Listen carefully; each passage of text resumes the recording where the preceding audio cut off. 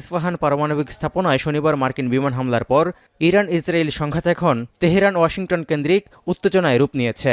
আন্তর্জাতিক গণমাধ্যমের খবর বলছে, যুক্তরাষ্ট্রের হামলার পর ইরান পাল্টা জবাব কিভাবে দেয় তা দেখার জন্য মুখিয়ে আছে পুরো বিশ্ব।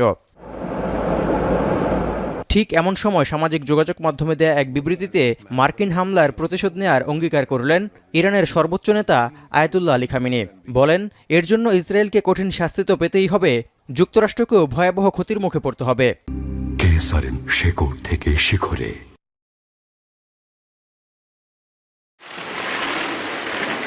এমন উত্তেজনার মধ্যেই রাশিয়ায় গেছেন ইরানের পররাষ্ট্রমন্ত্রী আব্বাস আরাকচি, যেখানে মার্কিন হামলার বিরুদ্ধে পাল্টা জবাব দিতে করণীয় ঠিক করতে প্রেসিডেন্ট ভ্লাদিমির পুতিন ছাড়াও রাশিয়ার ঊর্ধ্বতন কর্মকর্তাদের সঙ্গে আলোচনার কথা রয়েছে আজ।